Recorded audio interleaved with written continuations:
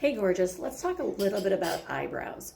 So eyebrows are actually part of our skin system. They're not attached to bone, they're not anchored down. They're pretty much free floating on our face. So when I think of the eyebrows, I think of three major muscle areas. The first area is between your eyebrows.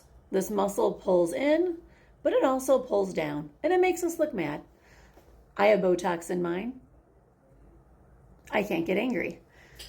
Another muscle area is around the eye. This is the orbicularis oculi. And this muscle cinches, almost like a garbage string would cinch. And when it contracts, it pulls the eyebrow down.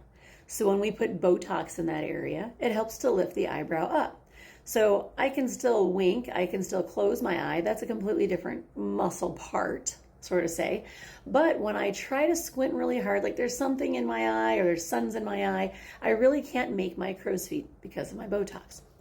So this muscle pulls the brow down, this muscle pulls the brow down. If I Botox them, it lifts it up. That's where we get the most lift for our eyebrow.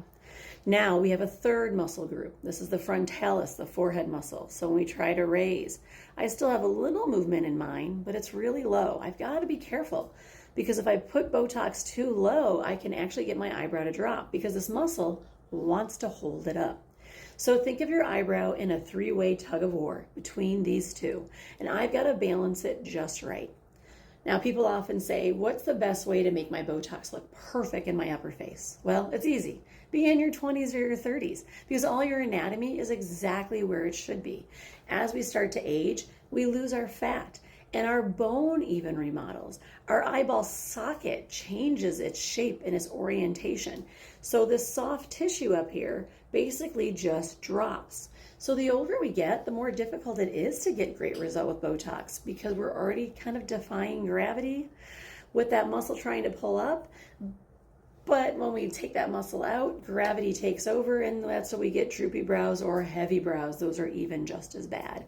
So I'm going to show you a little video here quickly about a friend of mine who has no Botox in her face. You're going to see her move and watch her little lines she makes in these three areas of getting mad, raising her brows, and then squinting like she's in the sun. Then we're going to show you what her muscles look like as she makes those faces because I drew on her. And then thirdly, you're going to see a couple dots of where I would put her Botox to get that area to not move as well and try to get her eyebrow to maybe arch just a little bit, but definitely not to make it fall. So I hope we learned a little bit about eyebrows today. Have a great day.